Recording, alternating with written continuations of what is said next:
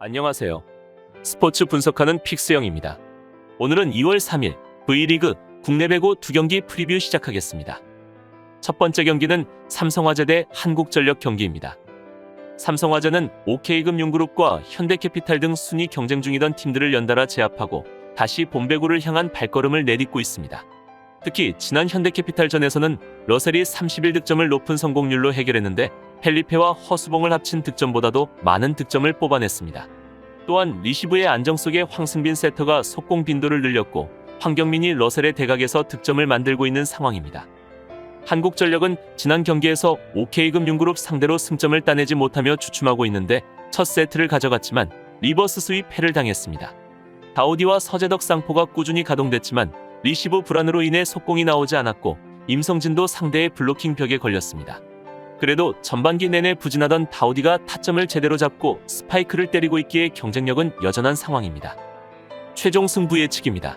삼성화재는 최근 5경기 4승 1패를 기록하고 있으며 직전 경기에서 현대캐피탈을 셧아웃으로 꺾고 5라운드를 기분 좋게 출발했습니다. 4라운드 막판부터 살아난 러셀이 예상대로 좋은 모습을 보여줬으며 리시브가 좋은 현대캐피탈이 러셀의 서브는 받아냈지만 공격은 못 버텨냈습니다. 삼성화재가 리시브만 된다면 확실한 득점 루트 러셀을 필두로 레프트 황경민 그리고 센터 한상길마저 사용할 수 있으며 서브까지 강하게 들어가니 상대팀이 당연히 까다로워할 것으로 예상됩니다.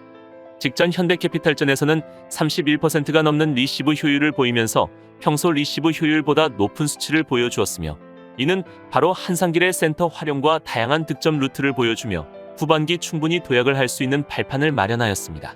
최근 러셀의 컨디션은 매우 좋으며 러셀에게만 의존하지 않고 가운데와 날개까지 쓰다 보니 이제 삼성화재는 절대 무시해서는 안 되는 팀이 되었습니다.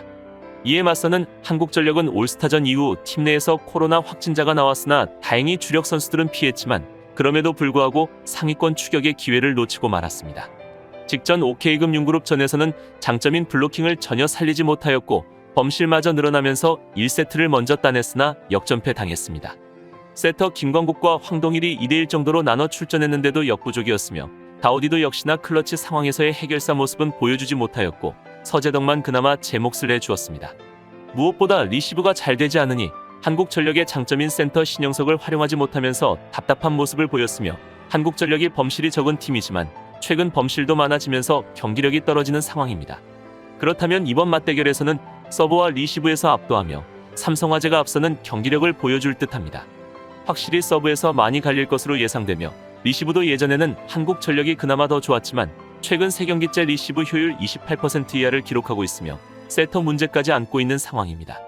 또한 용병 간의 대결에서도 확실히 러셀이 다우디보다 앞서는 모습이며 황경민과 서재덕의 매치에서도 서재덕이 약 우세이지만 크게 차이가 나는 모습은 아닙니다. 센터에서만 신영석이 앞서는 모습을 보이고 있는 한국전력이지만 최근 경기에서는 리시브가 되지 않으니 신영석도 공격성 공률이 떨어지고 있는 상황입니다. 따라서 금일 경기에서는 현재 한국전력은 경기력이 좋지 않은 반면 삼성화재는 리시브가 살아나며 공격력이 더욱 높아졌기에 오늘 경기에서 앞서는 경기력을 보여주며 경기를 리드할 것으로 예상되므로 이번 경기는 삼성화재 프랜승 추천드립니다. 여기서 잠깐 스포츠 분석하는 픽스영입니다. 매일 새로운 리뷰 업데이트 예정이오니 구독과 좋아요, 알람 설정 부탁드려요. 두 번째 경기는 페퍼저축은행 대 KGC인304 경기입니다. 페퍼저축은행은 올스타 브레이크 이후 열린 첫 경기에서 현대건설에 패했는데 엘리자벳이 18득점을 올린 것을 비롯해 2세트의 접전을 만들었지만 최강팀을 넘어서긴 역부족이었습니다. 특히 시즌 내내 개선되지 않는 서브 범실과 리베로 불안을 여전히 해결하지 못하면 상위권 팀 상대로는 세트를 따내기도 어려운 상황이기에 이연과 문슬기 등이 더 안정적으로 경기를 운영해야 할 것입니다.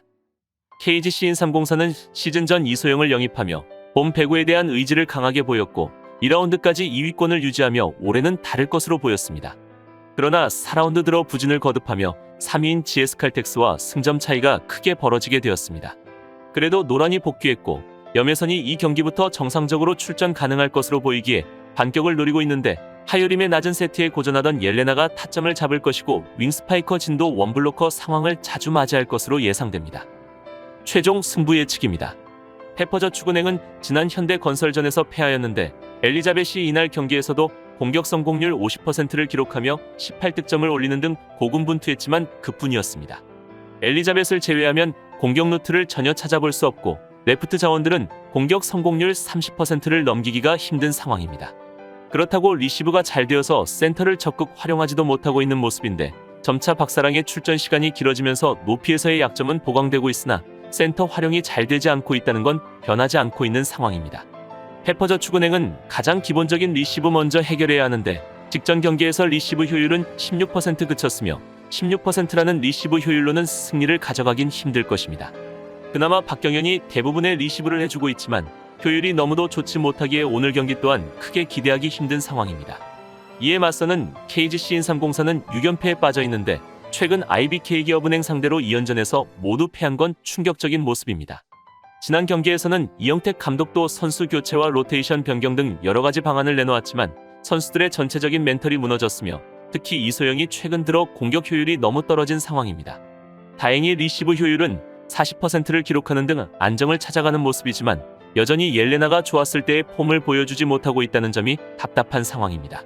오늘 옐레나만 정상적인 폼을 보여준다면 쉽게 경기를 풀어갈 수 있을 것으로 예상은 되지만 만약 옐레나가 직전 IBK전처럼 34%의 공격 성공률이라면 오늘 경기에서의 승리를 장담하긴 어려울 것입니다. 그렇기에 옐레나와 이소영 둘 중 한 명은 오늘 경기에서 살아나야 연패를 끊어낼 수 있을 것입니다.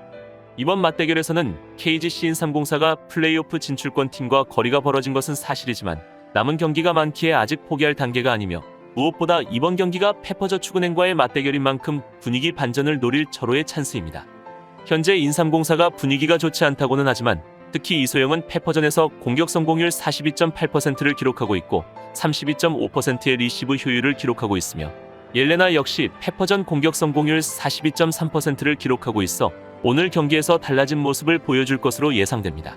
그리고 인삼공사는 세터 염혜선의 복귀가 예상되는데 100% 컨디션은 아니겠지만 하유림 세터가 흔들릴 때 소방수의 역할을 해줄 수 있는 염혜선 세터가 벤치에서 함께한다는 것 자체만으로도 하유림 세터가 심리적으로 많은 부담을 줄일 수 있고 올 시즌 하유림 세터가 가장 잘했던 경기가 페퍼저축은행과 경기였다는 걸 고려한다면 리시브부터 시작해서 전반적으로 답답한 경기력을 보여주고 있으며 엘리자벳을 제외하고는 이렇다 할 공격 루트도 찾지 못하고 있는 페퍼저축은행 상대로 KGC인삼공사가 완승을 거둘 것으로 예상되기에 이번 경기는 KGC인삼공사 마엔승 추천드립니다.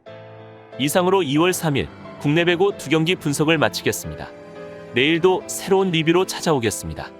최종 분석 및 조합픽은 오픈 채팅방에서 무료로 공유해드리니 영상 하단의 고정 댓글 클릭해주세요.